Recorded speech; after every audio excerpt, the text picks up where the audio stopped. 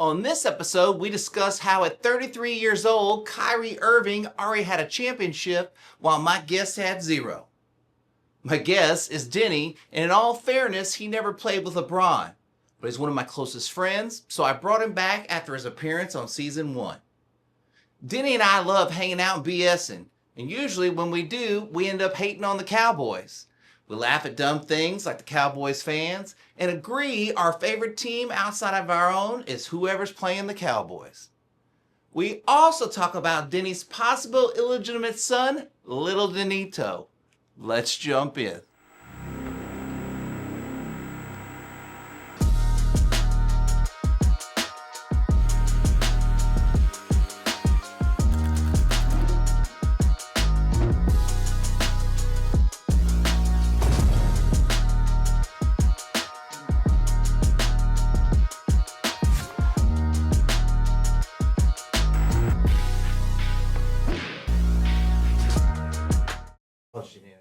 Did they have a place here called Shenanigans? They did, There's right? a place here called Shenanigans. Yeah. It was a chain. Anyway, and he's in there with some white girl who was sexy, This is Michael Irvin. Michael Irvin. But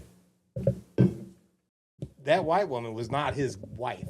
And I just know you could tell he was doing stuff, you know? Anyway, I just went up to him like, hey man, I'm a big fan. I just moved to the Dallas area. Like you're a great player and blah blah blah, and just glazed him a little bit. Sorry for bothering you, whatever. And he was real nice about it. It was cool, but anyway, he's always around that area, and I'm sure he takes some of those young players under his wing and fucks them up. Teaches him how to do cocaine. Teaches them He's bad like, stuff.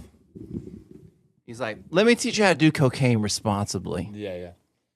Let me teach you how they won't pick it up in drug test. These are all Kyrie Irving shoes. This is like his lifestyle shoe. And I figured since I'm wearing a Dallas jersey that I would represent that. I do like Kyrie. Does he still play? Well, he hasn't played in a while because he tore his ACL. That's what happens when you get older, dog. Still I start. guess he's old now, huh? Well, I mean, For basketball terms. in basketball years, he's old. And the rest of his the rest of his life, he's pretty young. How old is he? Like 35? Let me see. That's We're gonna have to keep the phone on like quick on to make sure that we get all these stats. You know what I mean? Oh yeah. Are you gonna run the Chat GPT for the night? Because I have this feeling we're just gonna have like a bunch of questions. 33. 33. Yeah. What were you doing at 33, Den? Man, I had a 2-year-old and Fucking for real? another one on the way. Golly, bro. Yeah, I had. And you had no NBA championships. I know. I had 0 NBA championships. You didn't play with LeBron Or though. prospects. You didn't play with LeBron though. Wait, what year was that? 33? Let me see. Man, I don't even know. Bring your mic in a little bit closer there. So it'd have been 30 when I got married. And then Maddie was born in 2008, so that was 31. So yeah, 33 had been. She would have been pregnant with Ben. About to have Ben, actually. Yeah, 33. Wasn't playing basketball, that's for sure. Yeah. What was I doing at 33? I think I was like, that must have been when I was like a fitness manager, maybe. I don't really. It had to be because that's when I think you were working at 24-hour fitness, and I mean off of 183. Yeah. And I'd go in there with you, like I'd go in and see you in that 24-hour fitness that they. Used Yeah, to I guess I was either like maybe I had come back from being a manager already. Yeah. Oh wow. Yeah. I think you were a trainer at that time. Yeah. Well, when I worked at the one breaker, I was always a trainer. I was only a manager somewhere else, but that wasn't my bag. I can't be in charge of other people. That's me too. Like when my previous job, Dell, they had me through this management training thing, and just the way the whole course went for the management training, I was like, it sounds like I'm going to be spying on these people and reporting all their bad stuff up and talking about the things they do bad instead of trying to build them up as people. Like, I don't understand this management training program that you have been going through. So I went through it. They wanted me to take over a team. I turned them down because I did not want to do that. I don't want, if I'm going to manage some people, it's all about how I can help you be better as a person or as at the job that you're doing, not breaking you down to do it the exact way that I need you to do it. And I guess sometimes that's part of it. Like sometimes that's what they need to do, just like the military, right? Well, I keep thinking about like, why do they keep hiring these offensive coordinators to be head coaches? Right? Because just because you're a good offensive coordinator doesn't mean like you're going to be a good head coach. It's a totally different job, right? And some people know the rules and they know the role, and so they kind of like fit into it. But like the what guy I always come back to is Josh McDaniels. Yeah, like he's a horrible head coach. He's a great offensive coordinator. Absolutely. So just pay the guy really well and just get a guy that can manage all the rest of the dudes. You know what I mean? And so like maybe you're just an offensive coordinator. You're not a head coach, and that's okay. You know, I don't know. I think the way the NFL works specifically, and probably part of college too, is, you know, those guys all have egos, right? They want to be the man, and probably because that's where they came from playing sports. They were the man, or they were the best at their position, or whatever, right? Or they have the drive that makes them want to be in charge, right? And the only way to get there is through the ranks. Like nobody's going to say, "Oh, you were what, head coach at a college? Maybe you could translate to the NFL. It might work, but typically, that's what you see is somebody that comes in and they're a position coach. You know, coaches, tight ends, or whatever. They move up to a coordinator, and then they move up to head coach when a position comes open, because there's only so many. There's 32 head coaching jobs, and so what do they have to wait? But I think we can point to Dallas's head coach, of whatever his name is, I forget. But he's been a lifelong assistant for his entire career, and now he's head coach. Like, well, he's proved he's a good follower. So when you have you have leadership like that, like you need to be a good follower. Yeah. Jason Garrett was a good follower. Yeah, he could clap. He could clap like the best of them. And Jason Garrett and Quincy Carter both wore the same number. This is Quincy Carter's jersey, by the way. I just want to make sure this is not Jason Garrett. This is Quincy Carter, and the reason why I have it is because I hate the Cowboys. That's funny. I have. It's like that. Secretly, that's probably why I have that Josh Hamilton jersey too, because like he was just such like he could have been so great. He could have been so good. He just threw his life away. I'm glad I didn't get that Aaron Hernandez jersey though. That would have been bad. Ooh, that might be a little bad pickup. Little much. That's how I ended up with the T.O. jersey. Why? Just because T.O. was T.O. Like I love. I mean, it's kind of iconic. You know what I mean? Yeah. Like the only other person I think of when I see that jersey right there is Steve Young. That's the only other person I think of. So, you know, I don't think the NFL has a T.O. in it today, or Michael Irvin, or Jerry Rice. Like, I don't think. I mean, they have a talent. Okay, what are the qualifications for being a T.O. today? I'm saying. They have the talent and they're good wide receivers. They don't have the attitude. They don't have the swag. They don't have the machismo. Like Chad Ochocinco's another one. Like who else in the NFL has that right now? Justin Jefferson's kind of like he's good, but he doesn't have the swag. Right? Well, he has swag, but he's like a really nice guy. But he's a nice guy. Yeah. Yeah. I was gonna say someone like Stephon Diggs, but like we want somebody that's good, right? Yeah. I mean, maybe at one time. I mean, George Pickens, if we're going to go back to the Cowboys, I mean, he's kind of a pain in the ass, but, like, he's pretty good. But he doesn't have that. He doesn't, like, cameras would gravitate towards those guys. And, like, I don't know. I just don't see George Pickens. Well, who was the last one? It was, like, Odell Beckham. Was he the last guy to be like that? That be, like, boisterous and... Well, just, like, to be, like, what they would traditionally call, like, a diva wide receiver. Yeah, diva. I don't know. Tariq was, you know... He was kind of divish, you know. I don't know. I just don't see it anymore. Like, you know, I don't know. At the beginning of Stephon Diggs' career, I could have argued that he was good, and he was very diva-like. Sure, he absolutely was. That's But, why then he got has like to a get bunch of traded people from. pregnant. He lost a lot of testosterone. Good God, what do these guys not have counseling that says, "Look, you're going to ruin your life if you go around sleeping with women well unprotected. Either you get a disease or you'll have 11 babies." I just like I like the idea of them, like when someone goes like, man, like what are you doing with all these kids? And he just goes like a straight face. He goes, I don't like the way rubbers feel. Who does? People, no, like I mean, I think everybody, I think we all can agree that sex without rubbers is the best. Also, we can also agree having 11 kids is like, that's a lot of responsibility, and you're playing football. Well, I mean, and what kind of father are you going to be to each of those kids? Bro, I can if only they all be- have different, if they all have different mothers, they're not living with you clearly, right? Like, and that's the really sad part is they're going to grow up with a part-time father, if that. You know what I think? I think instead of like child support, that they should all be forced to live with you. Like everybody, all the mothers and all the kids are forced to live my in the God. same That's house. a reality show waiting to happen. Instead of child support. Like, you know what I mean? Yeah. People might think twice about having a bunch of kids with different people if you had to live with all of them. God. You know, I think that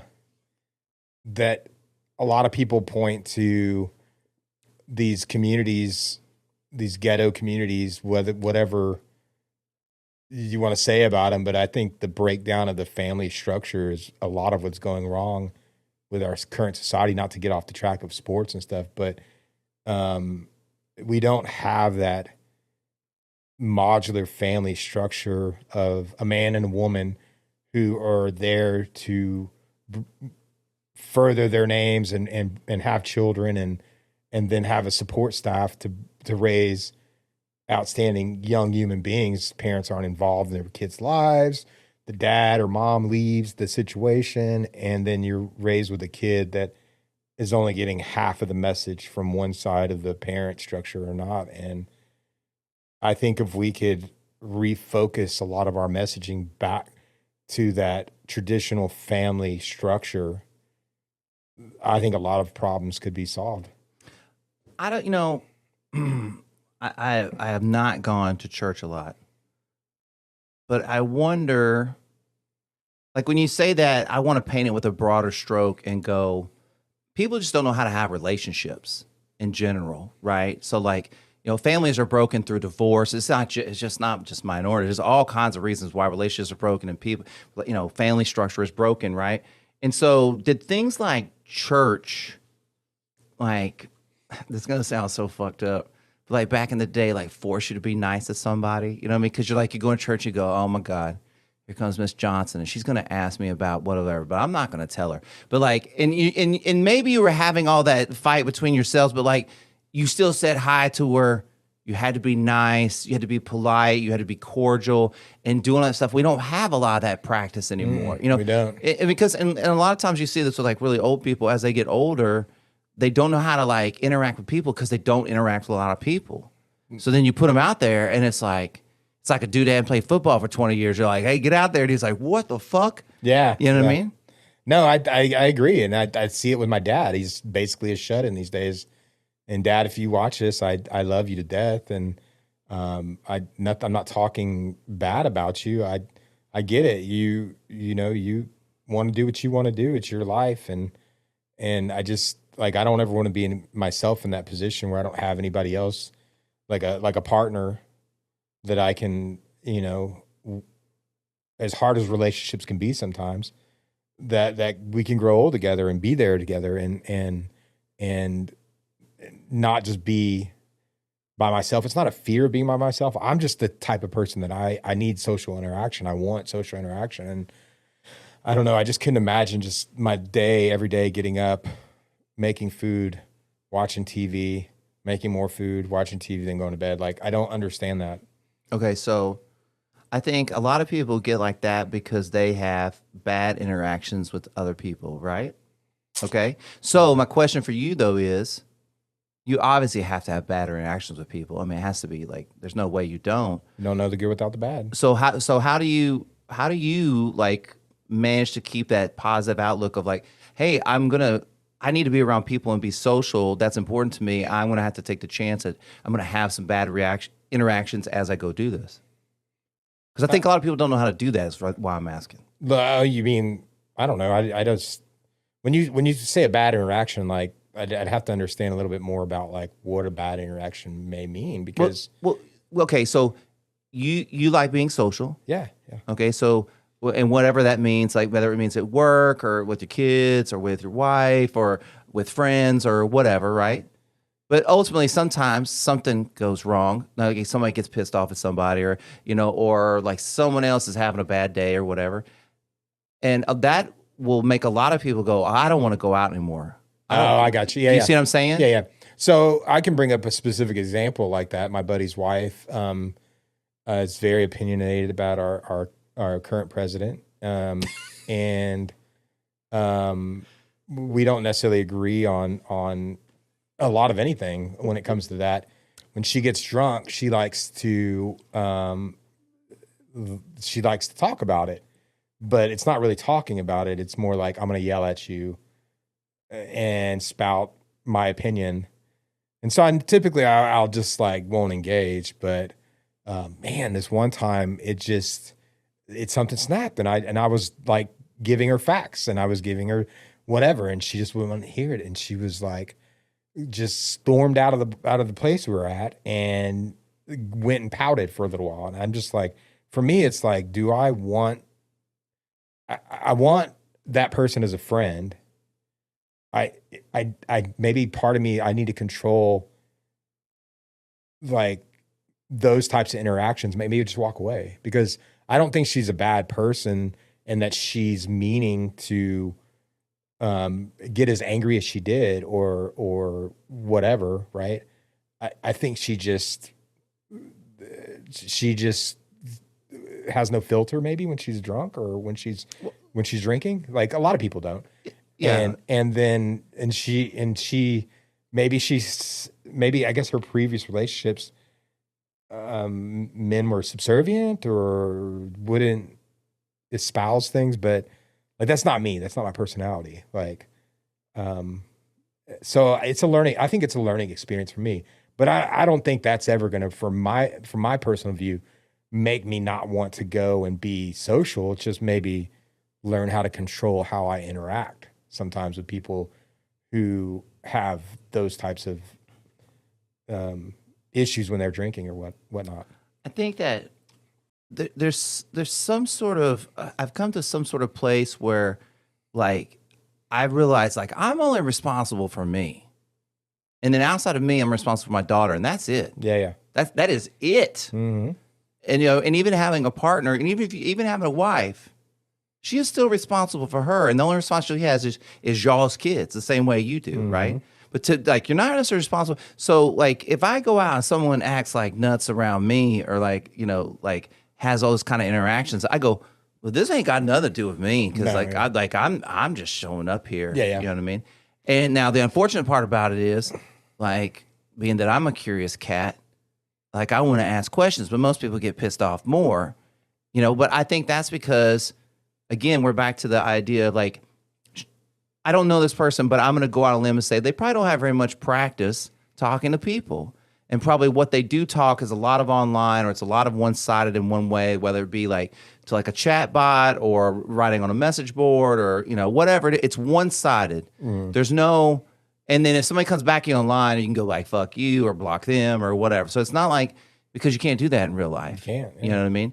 And it's made people where it's really hard just to have normal ass like conversations. Yeah. I think that's what's been really good about this and here. It's really trained me. I know you. Yeah. Okay. But somebody comes in I don't know and they say some crazy ass shit. Then I have to be like, well, how am I going to navigate? This is being recorded. Like, I want to use this. How am I going to navigate this, this conversation? And I learned that I was like, well, like that can just be their opinion. Yeah. Like, I don't have to confirm it or deny it. It's just, I let them say their whole statement, and then I just move on to something else. Yeah. No, I agree. Like, it's for and that's kind of where I have to learn to, because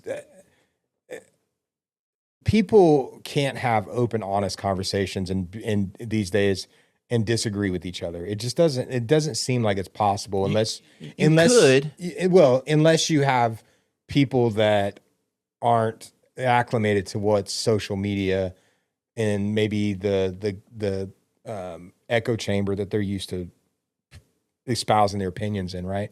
I feel like we need more of this. We need to be able to sit down and have conversations and be able to talk about our truths and our opinions and what's meaningful to us, because that's how we grow as people. Like somebody may have a differing opinion of you, but has a valid argument or reason why they feel that way.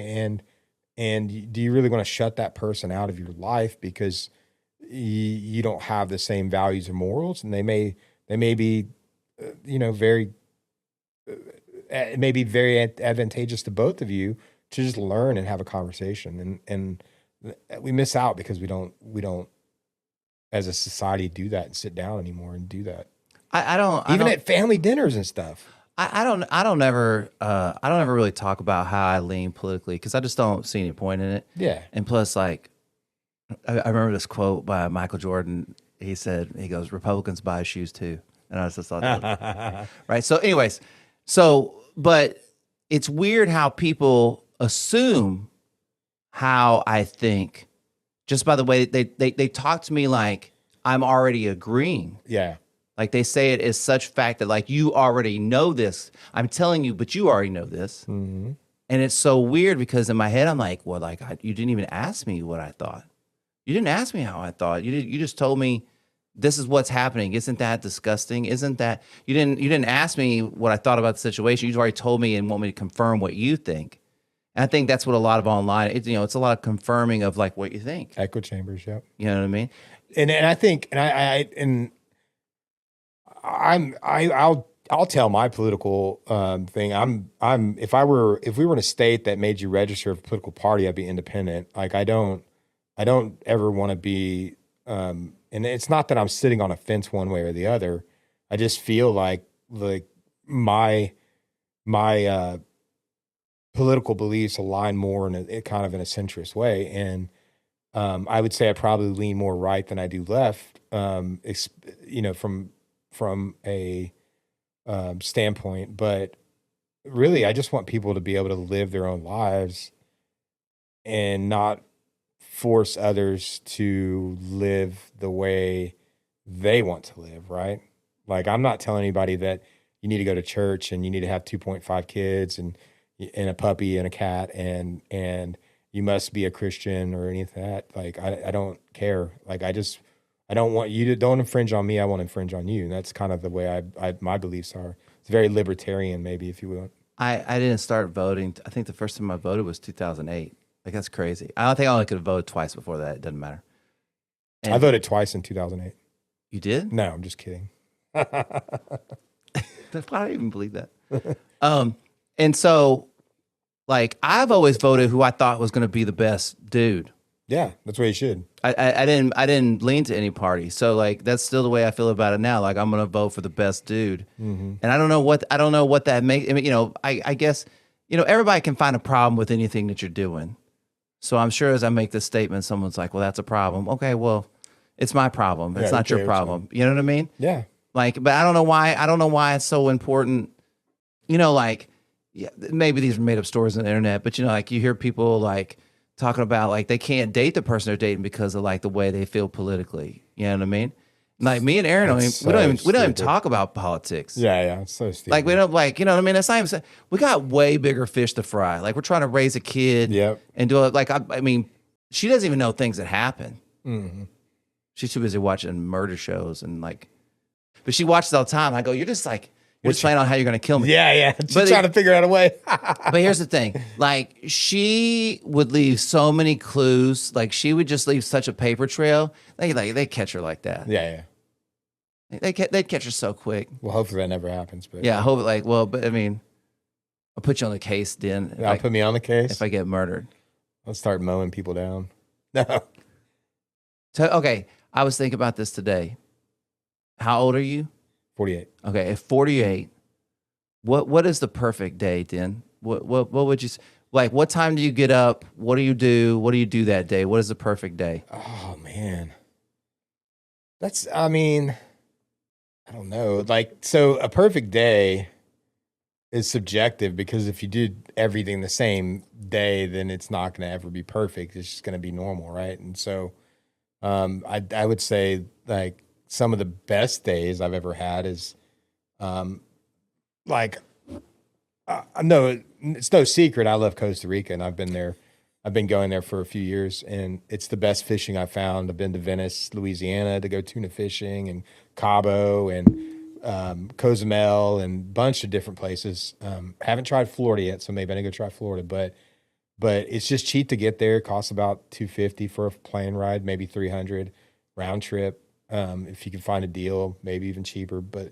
And then it's just inexpensive to stay there. We can get a condo for $100 a night each, maybe 150 if it's peak season, and it's just beautiful. But you know, some of the best days I've had is just waking up at 6 o'clock in the morning, taking a car down to the beach, parking, and then getting on this water taxi who looks like this boat could flip over at any second as he goes over these monster waves to get you out to the actual fishing boat.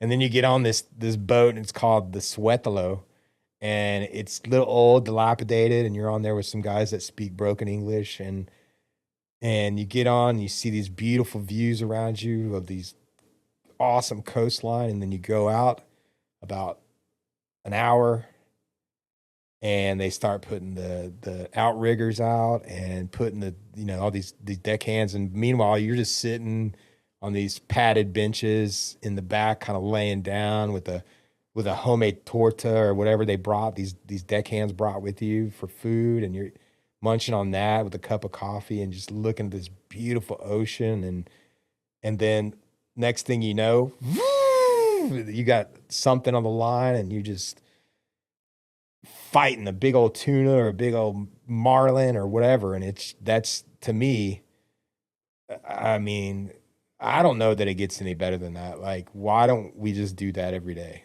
Right? But okay, so yes. But I was thinking about those days, because I was thinking about when you ask somebody like about a perfect day, most of the time they go, well, it's going to be like on a beach somewhere or whatever. And those are great days, right? Mm-hmm. But I was thinking the perfect day, like this is just for me, and maybe this is like weird, and maybe this is just where I'm at like in my life right now. But like the perfect day for me would be like I'd be able to like wake up like kind of as the sun comes up. I'd be able to like get a cup of coffee before people get up. I would be able to get up, like get my daughter to school, maybe do a little work, get ready for my workout, go spend time for myself, do my workout, record a podcast in the night. You know what I mean? Like this system of things that I do every day that makes it just feel good, like every day. And it's not like the perfect day, but like that consistency makes it feel perfect in this way. You know what I mean? Because like I was thinking about like I've had all these really great days. Like, and when you wake up on a beach and shit, I mean, that's an amazing day. Yeah. But like this perfect day of like that, like this day I live this day every single day of my life, right? And so don't you want your everyday life to kind of feel like you're really in the groove of it? And I guess maybe that's what I'm saying. The perfection of it is the groove that I feel like I'm sitting in right now, even though there's like, stuff that goes on, like my girlfriend's car breaks down or whatever. But like still, because I found this groove, like every day feels really good, even when we hit these bumps. I don't know if that even makes sense. No, it does. I think, I mean, in the context of like everyday life, like a perfect day for me is it's no secret. I have a really stressful job. I work sales, and I sell software that's not, it's very complex. There's a lot of moving parts, and it has real life consequences. Should something go wrong, it's cybersecurity software. And so it's not easy. It's by any stretch of the imagination. You have to, there's a lot of negotiation internally. There's a lot of external negotiation and things of that nature. And so for me, a perfect day would be like you know, I get up, I feel rested, I feel charged. I start, you know, by recharging outside like I do every day. I go and walk around as the sun's coming up and let my feet touch the grass, and I call it discharging into the earth. You know, sounds hippy dippy, but it makes me feel good, right? Do a little stretching and then just have this mindset for my day just to go perfect. You know, to handle my calls and the perfect thing for me is like I've done such a good job of preparing for a sales call and a demonstration with a customer that they leave that call knowing that what we're selling to them or what I'm selling to them is what they need to solve the problem that they came to us for in the first place. It's so gratifying when I can properly convey my value proposition to them in a way that's meaningful and helps them, right? It's I really think there's in sales there's several different types of people that get into sales, and they don't necessarily have the best. Some people don't necessarily have the best name because they're very transactional. What can you do for me instead of what can I do for you? And I'm not that type of person. I'll never be that type of person. I'm not I always say this to customers, and maybe they think it's a gimmick or just something I say, but I never worry about my paycheck. I worry about how I can help you, and my paycheck will come because I'm providing a service to you and providing a software that you know, or a product that's meaningful to what you need to do. And I think if more people had that attitude, they'd be a long-time seller, like a relationship seller. But so many people that just get in, make a bunch of money, sell a bunch of software, and then move on to the next company and do the same thing, and they just keep repeating the process. And I'm not that type of guy. So, Well, I think, you know, touching back on something we said earlier where I was like, well, like, Dan, how do you get out there and like be social? Like, you know, when people are like, you know, but kind of what we're talking about, like that, like what I was talking about in this perfect day, that's how I get out into the world and I'm like the best for everybody else. And that's kind of what you were saying too. Hey, I go and I do these things to make this like kind of perfect. This is what this perfect day would look like to set me up for success for every day though. But like in repeating that process, like every single day.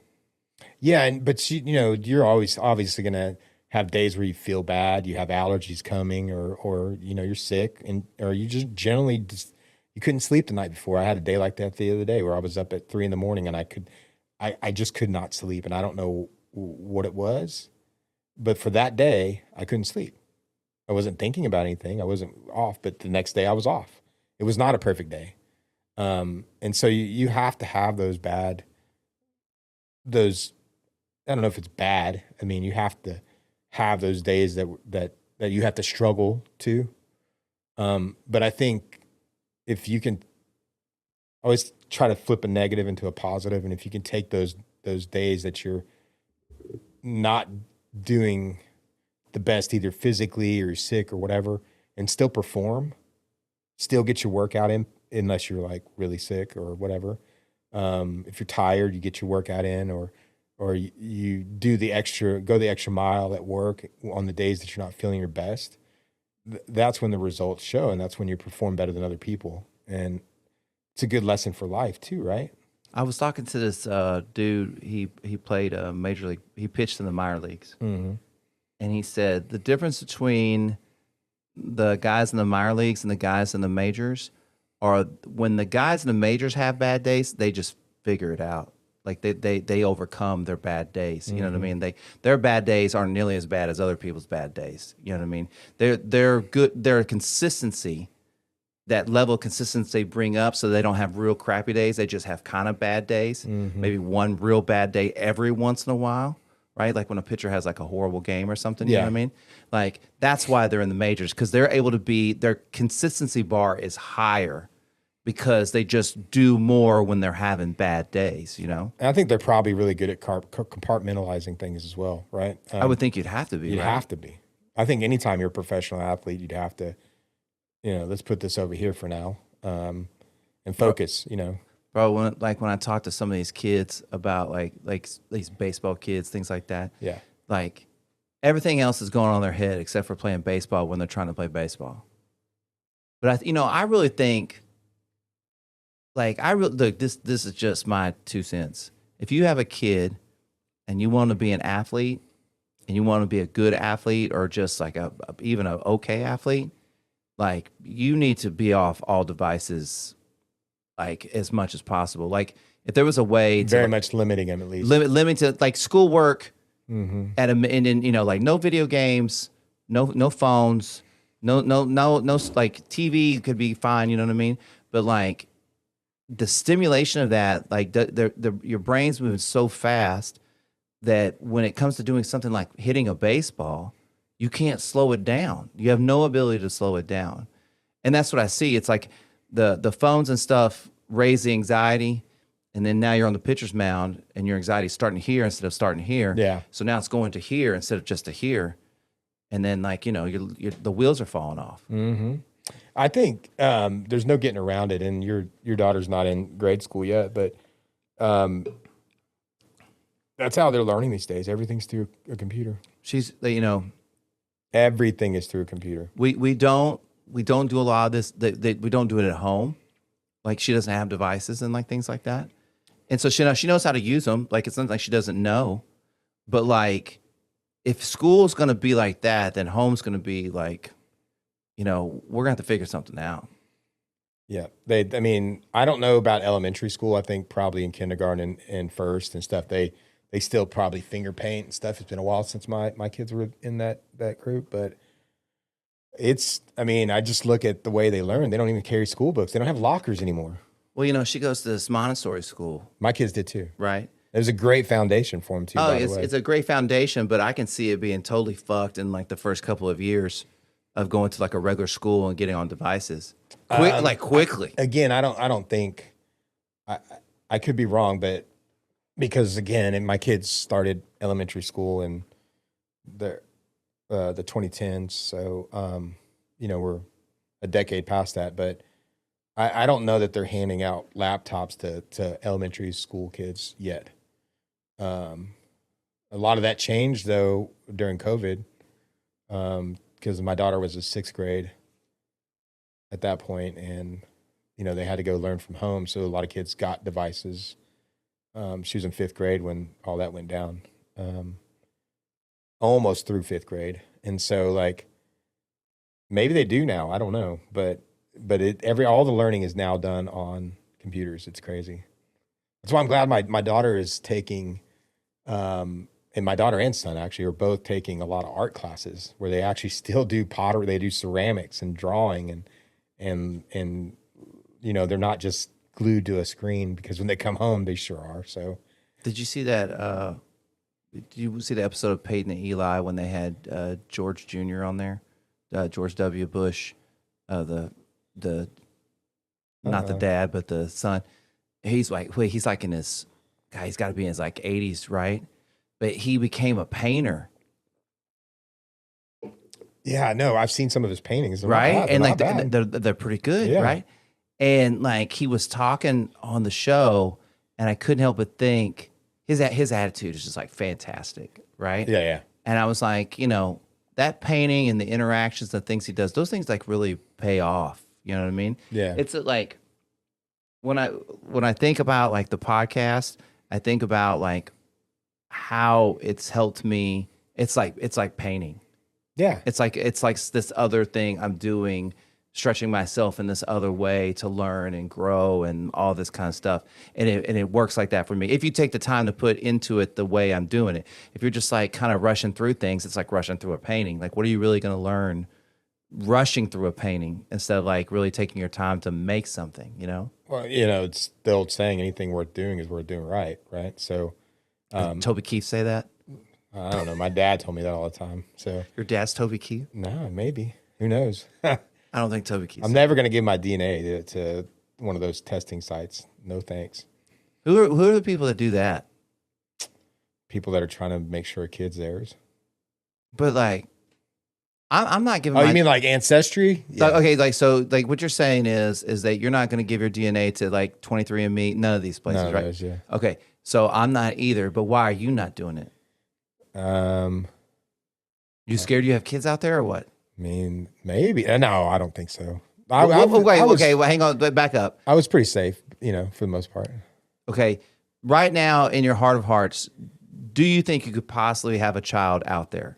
Like, is it possible? I always joke about it. I don't think it's possible. Okay, you don't think it's possible? Yeah, I don't think it's possible. Okay, but what if somebody showed up? Like, would you just be shocked as shit? Yeah, I actually would.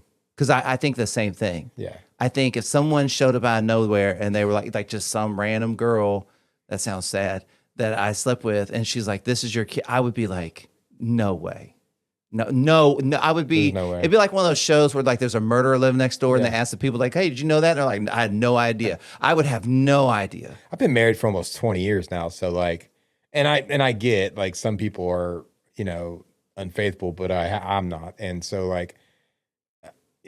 Do you know all the people you had sex with right before you married your wife? It would be almost impossible, and I mean that kid would have to be like 30 years old, dog. It'd be 30, yeah. So like, but that'd be wild, right? Maybe if some big, Mexican guy came up, hey, papa, ¿qué pasó? Like, maybe, but I don't like. You're saying he's Mexican, but he looks like you? Maybe little Denito, yeah, come up from the valley. Little Denito. I was 19 and rebellious and young, and like. I'd get off at Chili's down there. I was a waiter at Chili's. Wait, what are you talking about? Where did we go? What are you talking about? In McAllen. Okay, so you worked at the Chili's in McAllen? Yeah. When? Right before I came to Southwest. So you were in Victoria, and then you were going to McAllen to go to school? I was going to go to UT. Now it's called the Rio Grande Valley. But UTSA? No, it was UT Pan Am at the time. Okay, UT Pan Am. Yeah. Is that where Johnny Bailey's from? No, he's from somewhere else. Never Who's mind. Johnny Bailey? Johnny Bailey was this kick returner that used to play for the Bears. And he was from like a really small. We'll have to look it up later. It's like Corpus Christi. It's it might have been A&M Corpus Christi. A&M or something like that. The Sand Crabs or whatever they're called. I totally derailed this. Okay, so you're working at McAllen Chili's, and you what? Well, so we'd go across. Like we get off. They say we had a lunch shift, right? Okay. And so we get off, and y'all go across the border on the lunch shift. We'd go after lunch. We'd go across the border, and they'd have bars right across. Right. The almost there was like a drinking district for gringos, right? Right. I was 18 or 19 at the time. I can't remember. Probably 19. But and so just fucking we'd walk across the border, and they had a couple bars there that were popular. It was called the Alaskan and the Duchess. And you go to either one of those, and they'd have happy hours, buy one, get one free. And these drinks were like $2. So you'd be set up with like, so I don't know why they just didn't do dollar drinks, but whatever. And so but I'd have like we just order like 2 drinks, have 4. And then we go to this strip that had tacos. They called it the Strip. And we'd sit down, they'd order like $1.50, and they'd bring you a platter of 5 tacos and salsas, and I don't know, delicious meat. Delicious. I don't even know what kind of meat it was. Probably a dog or a cat. I don't know, maybe. Bro, but it was so good, dude. For $1.50. My boy that played for the Spurs, played in the Spurs organization, right? Uh-huh. He also like played in Mexico, and so I'd go visit him in Mexico. We had the best food. We always had the best food. Yes.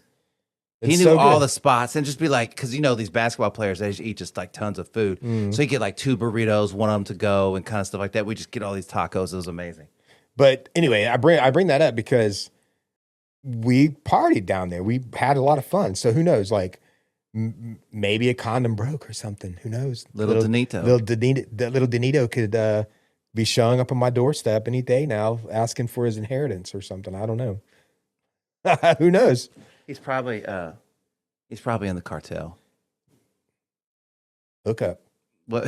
No, I'm just kidding. He knocks on the door. He's like, you owe me child support. Daddy, I'm gonna make you an offer you can't refuse.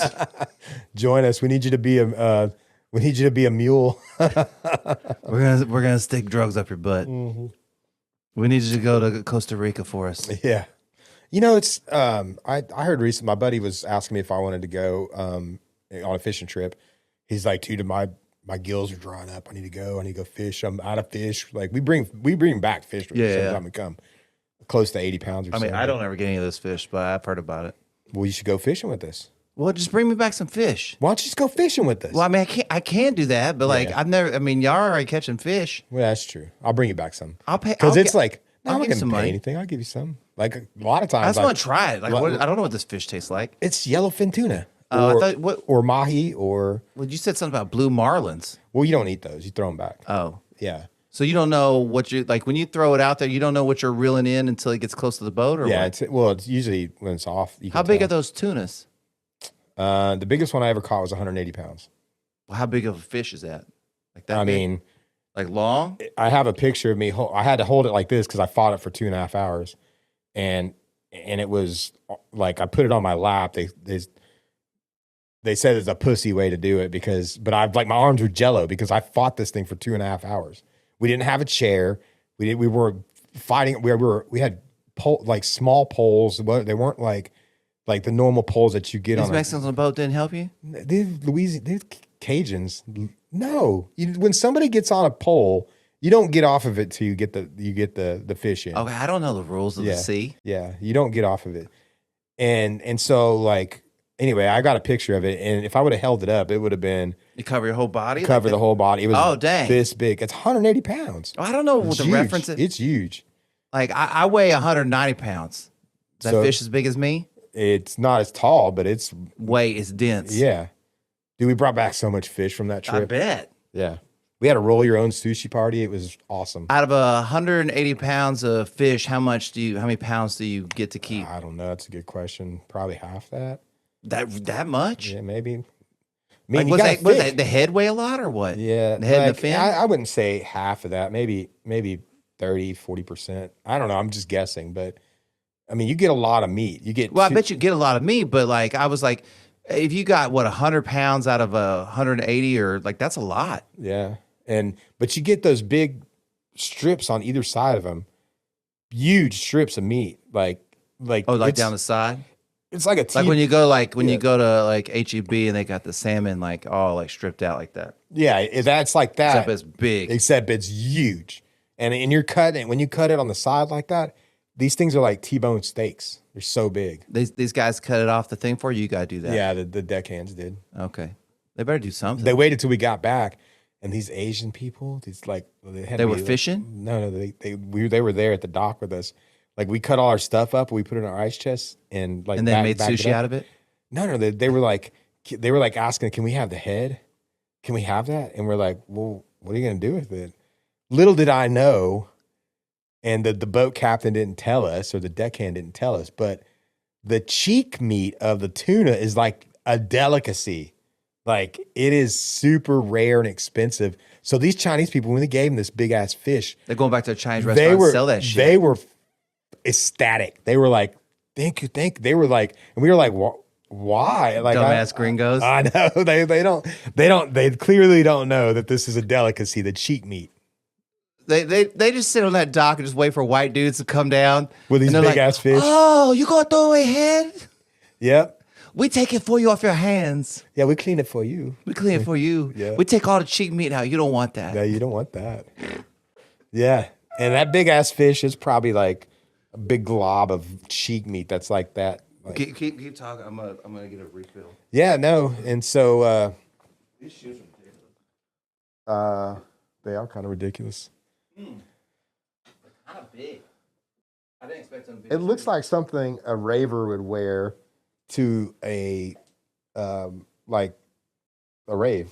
You know, like Kyrie Irving's all like Indian or something. Indian? Yeah, I think he's part Indian. Look good. Hey, chat GPT real quick. What's Kyrie Irving's nationality? I didn't even know how to ask that. Without being racist. No. Kyrie Irving has deep Native American roots. I told you. See, I was thinking Indian dot, not feather. What the heck? Wait, is he? Which one is he? Feather? Yeah, that's what I was thinking. Yeah, I was thinking. You thought it was Indian. Well, because dot? most people say like Native American, or like the Canadians say first something. First something. Yeah. First Nations. First Nation. I thought that's what we were. I don't know, bro. That's the United States. I don't know.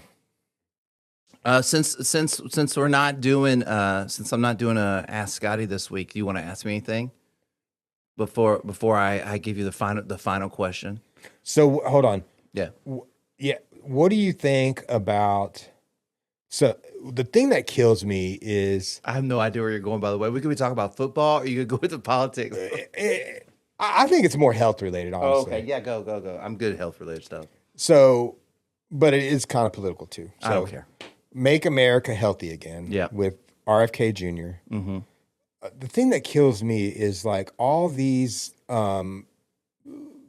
He's a lifelong Democrat, and he's fought big chemical companies to stop them polluting rivers and stuff like he's done amazing work throughout his career.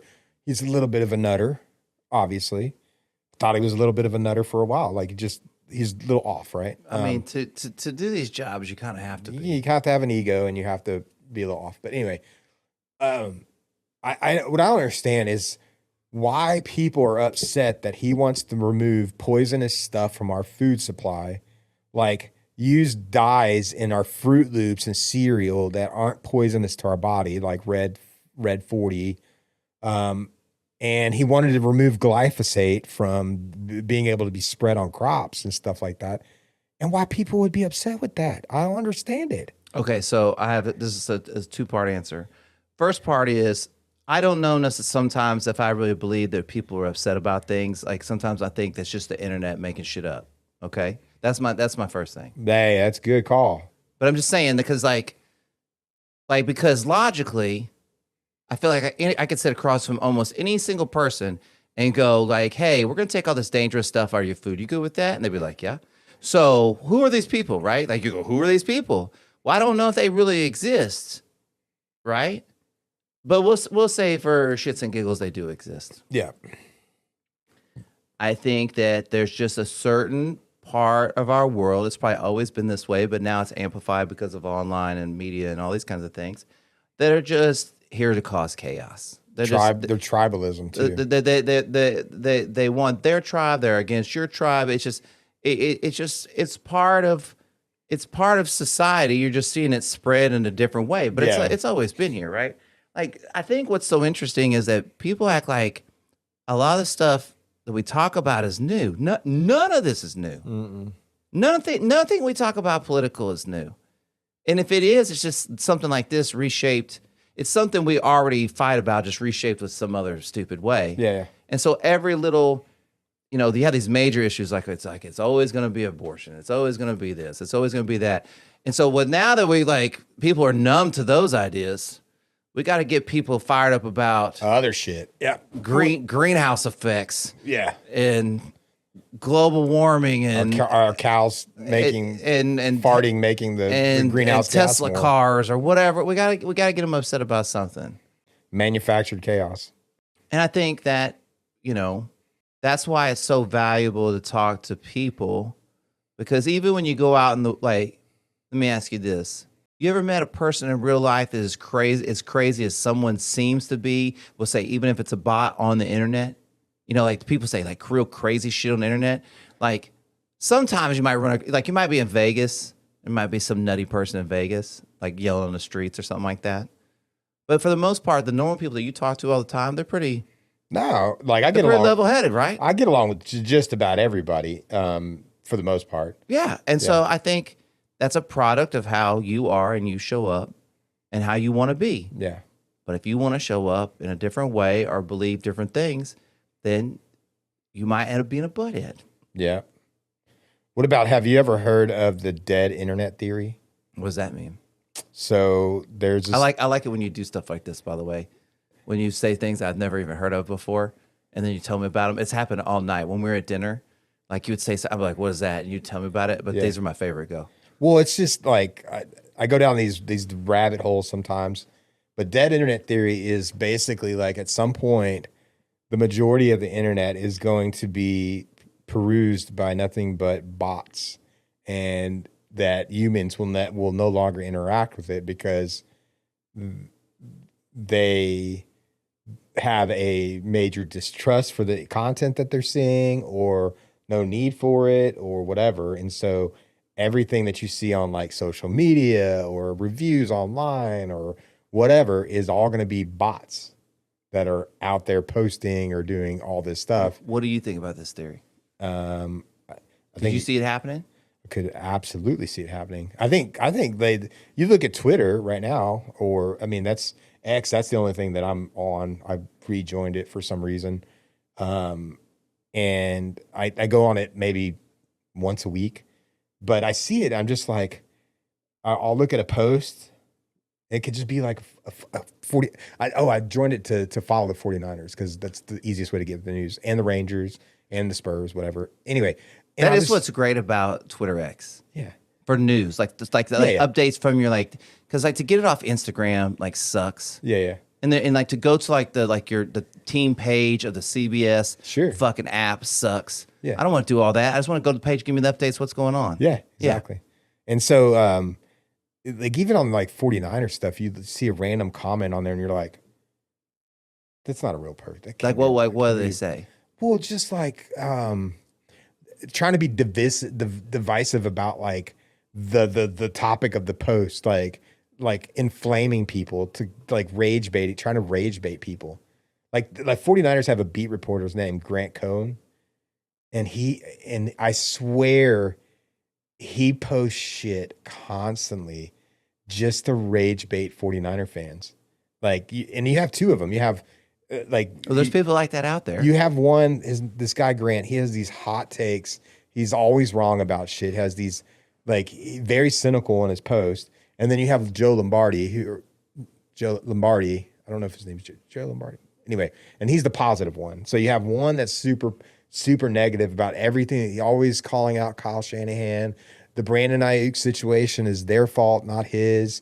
The 49ers going to mess up if they don't re-sign Trent Williams, and like always looking at the negative side to every story, where Joe Lombardi's looking at the positive side, like the 49ers got a great deal with Eddie Pinheiro, great sign with Mike Evans and all this stuff. Like he's looking at the positive of the team. I think it's mainly because he's a fan, whereas Grant Cohn is just trying to get those negative reactions so people will come and debate him on the internet. Well, I also think that so he has more interaction.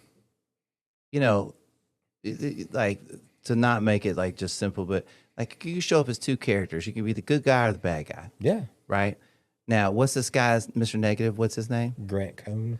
When Grant Cohn goes home to his wife, do you think he's just like a fucking asshole and just negative about everything? No, he's probably like a normal ass dude. No, probably, yeah. But on the internet, yeah, he has to play this character. And me personally, I just don't want to be that character on the internet. No. That's not the person. I'm not trying to be some controversial person. I'm just trying to be myself and do this or whatever it is, right? And some people just get off. They just like being that dude. I think Stephen A. Smith enjoys being the loud guy. He likes being the loud guy.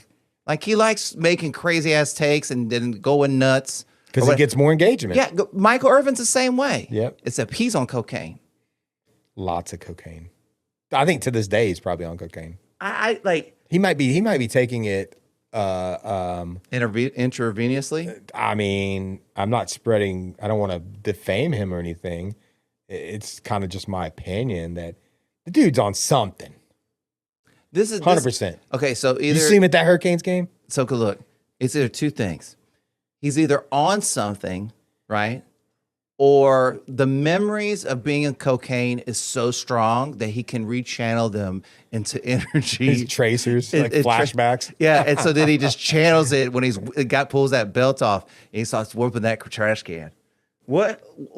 Who came up with that? Who was like, you know what? I think this would be a good move. Take the other team's jersey, put it over a trash can, take your belt off, and give it corporal punishment like kids in the 80s. I get it, belt to ass. That's what he was trying to signify. Belt to ass, they're whooping that ass, I know he's also just going, you're old. Yeah. Because do kids get belt whoopings? If you're Adrian Peterson's kids. Yeah.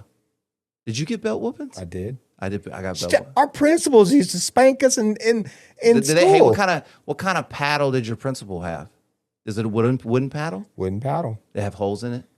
Did it really? Yeah. Bullshit. It swear to God. I wouldn't lie. Mr. Martinez, he was the worst. Does our fraternity paddles have holes in it? The paddles for paddle, like the paddle for paddle swap, do they have holes in it? I can neither confirm nor deny any of that. I can't believe your principal had holes in his paddle. I think you're making that up. I distinctly remember being like one of those handheld. Yeah. It was about that long. It was about that wide. Is that something that they used to use in the kitchen that they just converted to like a paddle? Was that used for something? Know. I feel like. I mean, where do you go in the? Well, I feel like it was maybe like something you put like dough on or something, but like that's what my principal's paddle looked like. It had a leather strap though. Where do you even get one of those? Like when you go to the principal's store. No, yeah, like I need to go to buy a. You're a new principal. You're doing your checklist. Yeah. You're like filing cabinet check, pens and pencils check, forms to fill out for detention check, paddle, ooh. Ass whooping paddle. Ass whooping paddle. Where do I get an ass whooping paddle from? Where am I? Because like even Amazon isn't around at this point. Nope. Like, can you imagine now? You're like late for your job. Like, I gotta get an ass whooping paddle at Amazon overnight. Oh my God. Yep. I don't know where you get those paddles from. The custom made. There's some dude that was his job making principal paddles. Hey, ChatGPT, what was the last school in Texas to execute corporal punishment? And see what it says. When was corporal punishment outlawed in Texas? Yeah, that's a better question. Yeah. Because I'm curious, like those stores probably, the paddle stores went under. They probably just went. Do you think they just went to the university stores where we got our paddles from, and then that's what they did? Outlawed in Texas public schools. Paddling corporal punishment is not completely outlawed in Texas public schools as of early 2026. Dang. What? Hey, ask what schools. While many districts have banned the practice, Texas law still allows it, although legislation like House Bill 772 was introduced in 2023 to prohibit it statewide. It has not passed, leaving the decision to the individual school boards. Oh, ask what school. Ask what school. That's I thought it was done. It is not done, son. What school districts? I bet it's a small school. Oh yeah, those little small towns. Whatever, Hey, whatever floats your boat, man. Yeah. Corporal punishment is legal in Texas public schools if adopted, with hundreds of districts, particularly in rural areas, still authorizing its use. Oh, there's an interactive map showing districts with these policies. What? Hey, what do you use? Perplexity? What do you use? Just your old ChatGPT? So I use Grok for like my personal stuff, and then like I use ChatGPT Enterprise for my work stuff. Okay, so I'm gonna ask you a question, and I left I gotta get some water. Left my drink over there. Yeah. All right. So is AI gonna replace your job? I don't know how it could. I mean, okay, so I think it's interesting that there are these certain, as long as there's humans, there's going to be these jobs that have to be executed by humans because it's just not the same if it's like an AI or a robot. Can you imagine like an AI or robot trying to sell you something? I mean, people are already using AI for menial tasks like information for hotels, or would you like to book a room? I can help you with that. And but if you ask it certain specific questions, like I watched this clip the other day for a Hilton in Dallas, and this lady was trying to ask it if the pool was open during the time that they were looking to book a room. And this ChatGPT could not answer that question, or this AI bot could not answer the question. And so I think I say this, my job could easily be replaced, obviously, if computers starts, like AI chatbots start selling to other AI chatbots to remove the efficiency, the buying cycle is whatever it is, who knows, right? But we'll be on universal income by then, right? I mean, there is a case to be made that with AI, with increased production and the need for whatever, that we could potentially be in a place where we have universal high income. And by high, not like just basic living expenses. We actually have enough to do everything with. What's the difference with that and everything being free? Because it still would give people the incentive to save and invest, start businesses. Well, does your income go up or down, you think? Because there still will be a need for, handmade goods, like arts and crafts, or I don't think AI is going to replace the human touch. I mean, they may make furniture, right? But will they make high quality, artistic type furniture that only could come from a human's mind? Well, maybe people they could. want that. Maybe they could. I don't know. I think about this all the time that, like, you know, a lot of the music that we listen, like a lot of the top 40 kind of music you listen to, it could be AI. AI could make music like that, right? And that sounds sad. They're doing it now. It's doing it now. Right, it's doing it now. Yeah. Okay, so, and people are happy with that. Yeah. You know, they're happy with people that make music like that right now, right? So what's going to be the use for those people? Like, I was thinking about, like, this, I've said this before, I think. When AI gets so good that they can just make their own, like, OnlyFans models, what are OnlyFans models going to do? It's already happening, bro. But do you see what I'm saying? Yeah. Like, so what are you going to do when, like, all these kind of online jobs can be replaced because it's so realistic? I'll send you a clip, actually. I don't know if it's real or if it's AI, because I think everything's AI on the internet now. I look at it and I go, it's AI. I mean, it's almost 100%. Like, I just assume that it's AI. And if you go in it with that mindset, then that's fine, right? It's healthy. Okay, I think. So I was going to ask you this while go real quick, though. Like, do you fight on the internet with people? No. Okay, that's Don't, like. And no. Like, you might make a comment or two, maybe. No, I never comment. Oh, you never? Okay, because that's how I know that you have a healthy relationship in your regular life and online. Yeah. Right. That's why I tell, because that's the same thing. I don't ever comment on nothing. I tell people don't read the comments. Like, I'm just taking it all in.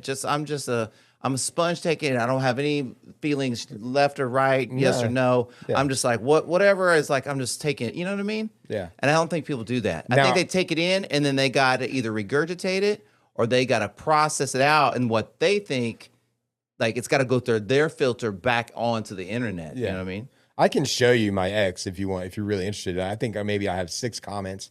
One of them was I followed an account called Traces of Texas, and it was asking for people to post their most beautiful picture of Texas. And so I posted Wimberley because it's, you know, the view, you've seen it, the view from the deck of the hills and the river and stuff. And because there was just amazing pictures and I just had to show people, right? It was a picture, right? And then, you know, maybe a couple of 49er post and Bobcats like when we won the last bowl game, you know, like eat 'em up cats or something like that. That's the extent of my commenting. Ricky Williams retweeted one of my tweets once. Shut up. Yeah. I forgot what I said, but you remember when we met him at you met him at Abrados? Did you meet him? You were there. I was there. Yeah. It was you, me, Kelly, Kara. You talking about my girlfriend? Yeah, Kara. Yeah. Kara. Mike Milner. Mike Milner. And Mike Milner and I were sitting at the bar at Abrados. It was at a Brados party that we had. I think it was, or we just went there or something. I can't remember. But and Ricky Williams sits next to me, and This does sound familiar. Mike Milner is sitting next on the other side, like Ricky Williams sitting right here. I'm sitting right here, and then Mike Milner's sitting over there. He looks over and he's like, he's elbowing me, and I'm like, what? He's like, that's Ricky Williams. That's Ricky Williams. And I'm like, oh, hey, what's up, Ricky? And like, he's like, nothing, man, just chilling or whatever. Anyway, like, so we talked for a good while. Hey, really quickly, Kyle Shanahan and Chris Sims are good friends, right? Apparently, yeah. Yeah, because they played at college ball at the same time, right? Dude, I forgot about this. I met Kyle Shanahan, Mike Shanahan, and Chris Sims at the drink one night. Ooh, when? It was a long time ago. Yeah. And like we were in the back bar, and they were underage, and they were drinking in the back bar. Oh, Your head coach was underage drinking in the back bar. they all underage drink. Who cares? I met Colt McCoy at a UT basketball game one time.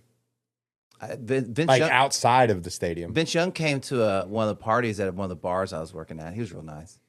Dude, how can we get invited to another one of those? That thing? Yeah. Hey, Jamie, why please invite me and Denney back to? Well, I brought Denney, but please invite us back. We had a great time. Dude, we had an amazing time. We got And Denney actually, like, you've been on some stuff. Like, you were better than me. You tried to get that 49ers thing, and it got way out of control. Got way out of control. How much did it go for? Like, I think the last bid I made was $6,500. Yeah, and it went for like 75 or It went for $9,000. $8,000. It was Vernon Davis's personal suite at the 49ers stadium. They were going to play the Cowboys that year in October, and I wanted it. I wanted it so bad. I went for it. I went for it. I think I've been on some other stuff too. Yeah. I don't think I won anything though. You won something, didn't you? No. I didn't bid on anything. Don't tell anybody. Yeah. I didn't know what I was getting. I didn't know I was there. I didn't know I was there potentially. I should have known, but I hadn't been to something that fancy in a long time. It was fun. It was a lot of fun. Met Vernon Davis. Met who else did we meet? Brian Rackpo. Was it Brian Rackpo? No, I was DJ. DJ was there. Yeah. DJ Johnson. Yeah, and he was there. Earl Campbell. Earl Campbell was there, but he was there. Oh yeah, and then did you say Mark Henry? Mark Henry. That was his event. That was his event. It was a fundraiser for the U.S. Olympic weightlifting team, if I remember correctly. Do you know? You were saying about meeting Ricky Williams. Like, there's some level that, like, at 50, at least at the age I'm at, like a lot of like high school and like college is just a big ass blur. It's just a huge blur, and I don't know why that is. And part of me thinks that I don't want to say my divorce, like the way it shook me, like because of her or anything like that. Just the event of it, I think shook me in this way where like, I don't know. I don't remember a lot of stuff. It's like I'm too living now to like worry about, like to think about then. I don't even know what I'm saying right now. No, I think what you should do, and I've been thinking about this lately, is like using. I'm not a writer. I can't. I mean, I guess I could, right? I don't know that it would come out in any kind of way that I could publish a book, but just for my own knowledge, maybe as the mind fades or whatever, is retelling some of those stories of when I was in college, and maybe that's kind of what you're doing now, like having a video history of your friends and new friends to talk about their lives, and you're creating almost a documentary of stories and experiences that people have had. But like, I'm thinking about like seriously, like starting as early as I can remember and just start telling stories about times in my life. So I have a record, and what I do with that, who knows? You know, I don't know that my life is interesting enough to write a book that people would want to read. But for me, to pass down to my family or my kids or grandkids, whatever, they'll use it for the hologram. Maybe, you know, the hologram of Grandpa Denney. Maybe, or and little old Denito, little Denito who never got love, or maybe, Papa. Like there's a TV show out there called Upload. Okay. Where you upload you're gonna die, so you upload your consciousness into a virtual world. Like that's a real thing that people are trying to achieve these days. So you can have essentially immortality. Like, what do you think about that? I think that's enough. I think when I get to like 90, like I think my conscience will be like, that's enough. That's enough of that. Yeah. I don't know. And I'm only saying that from the experience of like working with older people and like talking to a lot of older people and stuff like that. And but also, I don't know if not just the people of the age that are now older at this time, there was none of this of like working on this kind of stuff. Yeah, yeah. So who knows what I'll feel like at 90? Like, you know what I mean? I think, well, there's people out there that are trying to solve old age they're treating it as a disease. Like how do we tackle the biggest problem that hurts humanity as a species? We all die at some point. We die because of old age and things start failing. And so how can we prevent ourselves from deteriorating? And they're actively working on that. So can you imagine if we could live to 500 or longer, and we don't age during that time? Would you want to live that long? I don't know. I don't know. I don't know. I don't know. Because I don't know what my brain's going to feel like in 20 years from now, like when I'm 70. I don't know what it's like to think like that. You know what I mean? Yeah. Like I was telling somebody this, I talked about this recently, maybe even on the podcast. This is 2026, okay? 16 years ago, I was getting married to somebody else. 10 years ago, a decade ago, right? Decade. I was getting married to somebody else. I didn't have my daughter. There was no relationship I have now. There was none of that. My life was totally and completely different. And that was just in 10 years. How quickly that all changed, right? So who knows what's going to happen in the next 10 years? No, you're exactly right. Shit, my daughter in September this year, she's going to be 18. She's going to go to college next year. Well, she got her senior year to go, but she's got a year left in my house. And I just look back and I'm like, I remember all the years. I remember when she was a baby, but how the fuck has it been 18 years almost already? I don't understand. I think being older and having Lucy now, I have an appreciation for it because people like you say things like that, stuff. And even as much as I'm trying to pay attention, it's just happening so fast. Mm-hmm. And I'm actively working on trying to be aware of it all the time. And it's just happening so fast. It just happens. It does. You could just do the best with what you got and just enjoy just take in the moments, you'll know when the moments happen.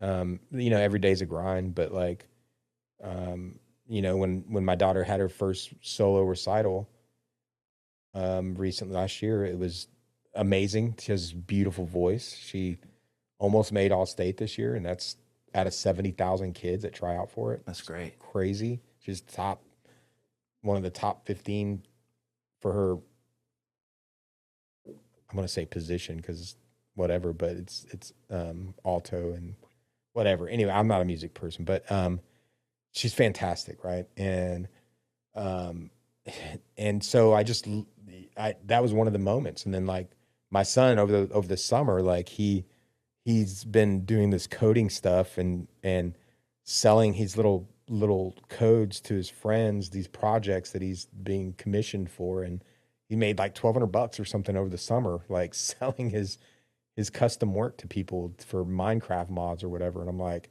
it's these little moments where you're like, wow, maybe we're not doing that bad of a job as a parent, right? Yeah. And so, I just try to take these moments in. My daughter, in fact, right before we started the podcast, she texted me, she goes, hey, just wanted to ask you, I know you're doing the podcast thing, but would it be okay if I drove downtown tomorrow to this big thrift store with my friend?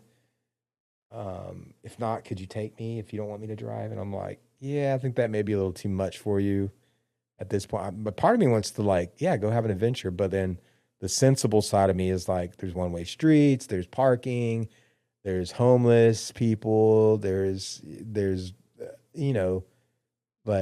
maybe I'll let you drive down there so you can experience it and I can tell you where to park so you don't get towed or somebody doesn't steal your car or whatever. But having a 17-year-old girl go down with probably another 16 or 17-year-old girl downtown by themselves, even if it is during the day, maybe it's just because I'm from a small town. I just don't think it's a good idea. My daughter came to me the other day and she was, Daddy, I want to take karate. And I was like, why? She goes, because I want to be able to defend myself. I was like, okay. And she goes, but I know I'm only supposed to use it. I'm not supposed to use it only on bad people or something like that. You know what I mean? And I was like, where'd you get all of this, right? But I think she's been watching that Lego Ninjago movie. Ninjago, yeah. But I was like, this is good. You know what I mean? Commodore. Well, like, look, I just keep thinking, like, like they're little kids. They're not gonna like punch and hit a lot or whatever. Yeah. But like at some point, like somebody's gonna like start kicking or something. And like, how is she gonna respond?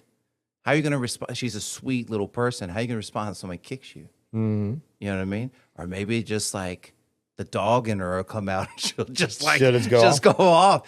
Okay, so like I interviewed Jackson, right? So then Jackson is this kid that Denney set up the podcast to do. He does MMA, right? So I was dropping He's off. badass. If you guys haven't seen him, Jackson Glass, he's going to be the next superstar in the UFC. I firmly believe that just watching his fights. Maybe I'm a homer because he's from Cedar Park, but if you guys don't know him, check him out. He's going to be big. I think like he talked about his conditioning, and I think there is no match. There's going to be hard to match someone that's had conditioning since they were 5. Do you see what I'm saying? Yeah. And homeschooled and trained in that way, Mm-hmm. right? Total side jack. Anyways, so we go drop off like some stuff with him, right? And we go up to the dojo or the training facility he's at or whatever. And Lucy's with me. And so we walk in, and she's just like, she's enamored with him and the whole place and just like taking it all in. And so we were going to go train at one of the facilities that he teaches at, but she wanted to kind of just start with the Y and just like doing like karate at the Y. So we're going to start with that, and then maybe we'll go over to but he himself is that kind of impactful. He has that kind of presence about him and stuff. You know what I mean? I haven't met him in person. I mean, his dad plays on my fantasy football team, and I haven't met him in person either. I've only met him through text and whatever. But like, just the way I gather from listening to him on other podcasts and yours, and it just seems like a really level-headed, good kid. That like he treats MMA not like I'm gonna go destroy somebody. He's like, I love doing this. I'm thinking about it very meticulously and cerebral, and like, how am I going to win this match against this person, and probably prepares for it, because it seems like in every fight that I've watched him in, he's very prepared for what's coming to him, I think that there's this story that at least I can say I have been told. I think I can say that people have been told that like you should definitely you should go to school, and you should definitely go to college, and you should definitely get you like a job, and you should definitely work that for a lot of time, and you should definitely make a lot of money. But that's just like, in reality, that's just like a small percentage of the world. Because like if you go to another country that's, poor, that's not going to be the case over there, right? There's all these other ways to live. And I think he found something that he was very passionate about at a very young age, and wanted to dedicate his life like someone dedicates to being a tattoo artist, or someone, he wanted to dedicate his life to that. And he's okay with the consequences that come along with that as well. Like there's great reward.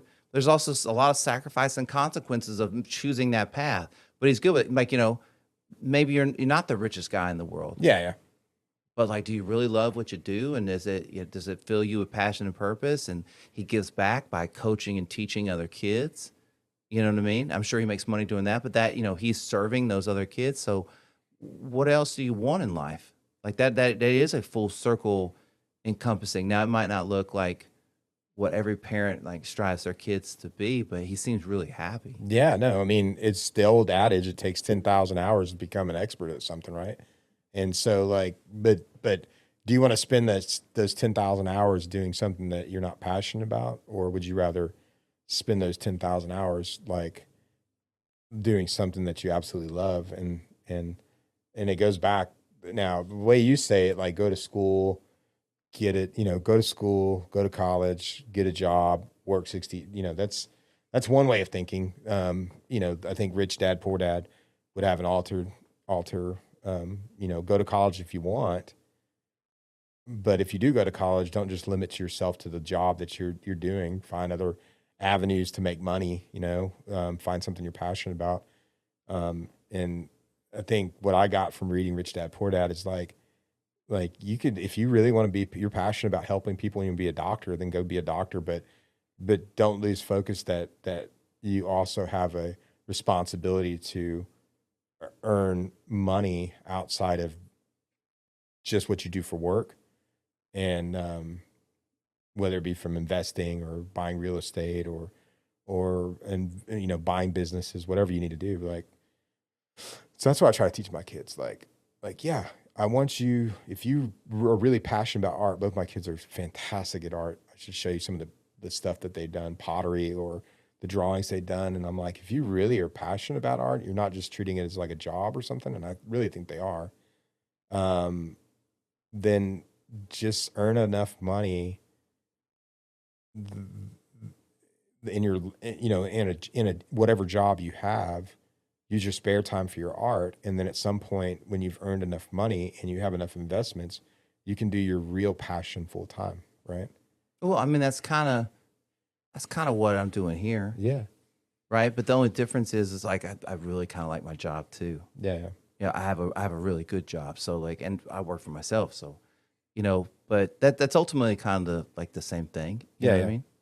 And I didn't think, I really like sales and I really like what I do because it's a challenge. It's very challenging. And I've been thinking a lot lately, like at some point I'm not going to want to carry a briefcase and go out in the field and travel. And it's going to be, will I get too old for that? I'll be the old man sales guy, still carrying the briefcase. And so at some point, if I want to continue in this path, do I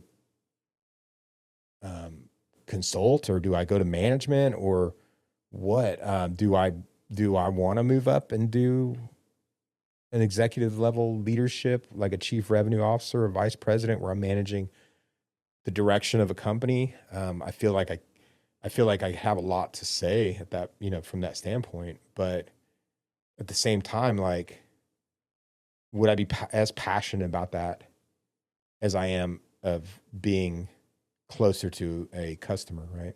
I think those are all good thoughts. But then I also think in 5 to 10 years from now, not only the world will be super different, but you will be super different. Sure. And so, it's really easy to lock yourself into one part of your identity. But I think if you're, obviously really honest about it, you're multiple things. You're a dad, you're a son, you're a brother, all those kind of jazz, right? And when you don't do that, you leave yourself open to possibilities of anything, right? Instead of going, if you go, I'm just a salesman, well, then that means you have to follow just a salesman path. But you never know, to your point, whatever you're passionate about in the future comes from a hobby to what you do, riding off into the sunset. Wouldn't it be great if I could do my regular job as long as I did, and somehow the podcast elevated to I rode this off into the sunset?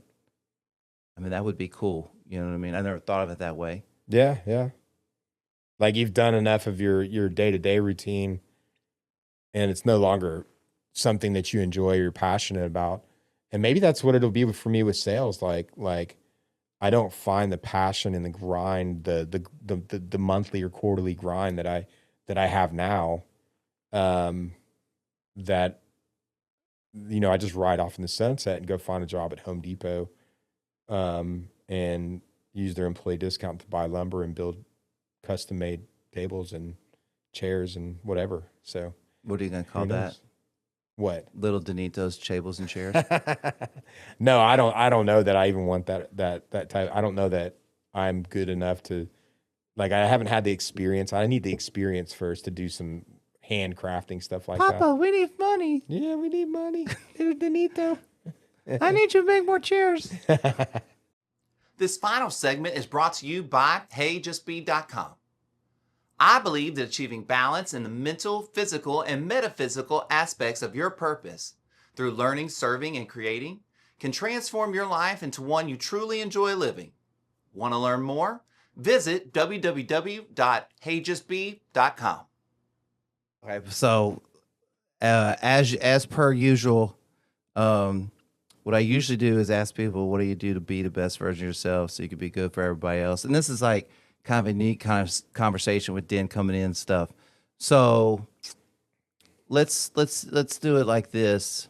Tell me, like, this would be being a good version of yourself, of, not getting involved with stuff online and making sure that you go out and you interact with like people. So if you had to give some advice on that, like being that best version of not getting too caught up online and then going and interacting with people, like what would you tell somebody? I would say take yourself out of a comfort zone, because it's when you're uncomfortable that I think you truly grow as a person. And what I mean by that is we do get caught up so much in our day-to-day activities and our day-to-day lives. Like try new things, eat a new type of food, or try a new activity, or just, instead of doubting yourself, step out on a ledge and try something new, get outside your comfort zone. I think the more and more that we do that, more we grow as people and help others around us grow too, because we can reach across the table. Maybe you can empathize. Yeah. You reach across the table and shake their hand and say, I may not agree with you, but I understand where you're coming from. Or like try new activities. You may find that new passion that you've been searching for that completes your life. So, I talk to people every day. I'm on the phone probably 70% of my day, constantly dialing out people. And it seems like when I get off work, like the last thing I want to do is like talk to anybody. Like I need to decompress. And I usually take about an hour 15, either work out, I'll play video games for a little bit, something where I don't have to talk to people. Like I play games sometimes too, and people want to chat in my ears. I'll just mute them. I don't want to talk to you. I don't want you to talk to me. I don't have a mic, bro. Like, no, I'm not going to talk to you. And just zone out. I don't want to think about anything except maybe getting that loot drop and finding a badass gun and then fucking getting a bunch of kills and just whatever. Yeah, or, murder. Like, yeah. Like in a video game. Or nothing will take your mind off work like murder. Or like when I'm lifting weights, how can I do another set? I want to, there's nothing like, I want to lift weights for the rest of my life in one way or the other. Like I just like it. That's why I buy equipment for my house. And there's nothing like having a stressful day and going out and hitting the bench press till you're nasty and sweaty. And there's no better feeling. I think it's just a great way to decompress. But you can find that too by stepping out of your comfort zone and trying new things too. I think you can definitely grow as a person and find that way to decompress and have that solace in your life. Well, I think that, like, what you said, by stepping out of your comfort zone, you have the ability to find the things that help you decompress, right? Because probably if you were already doing them, you wouldn't have this issue, right? But by stepping out, you find things you like, you find things you don't like, you find things that maybe other people would like, you find connection with other people. And I think that people don't take enough chances like that to make that happen. Absolutely, yeah. They're not willing to step off that ledge, even for a brief moment. They're not willing to dip their toe in the water. Just go dip your toe in the water. I'm not saying jump in, just dip it in. Who knows? You might like the temperature. You might hate the temperature. But you get to decide too. Yeah, exactly.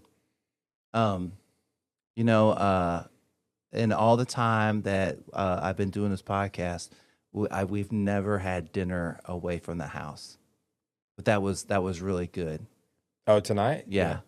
That was the first time that dinner's been away from the house. Huh. But I wouldn't have some stranger come to my house and we go eat somewhere either, right? You know what I mean? Yeah, It'd have to be a friend. Yeah. When that was an interesting place to have dinner, it was like a cafeteria. No, but it's shout out to H Mart. Yeah. The guy, great Korean barbecue, aka wings. Wings, and they're breaded, but they were good. It's good. It's an interesting place. It's a hodgepodge of a bunch of Asian cultures, because you have anywhere from Chinese to Korean to you name it in there. There's people making some crazy stuff in there. I walked past. I The was like, soups and stuff. I was like, no, noodles. no, sir, no, sir. You got to take yourself out of your comfort zone. Try new I don't things. know. I just got into pho. Was Pho. pho? Yeah. Pho. There was a place right around the corner from here called Pho King.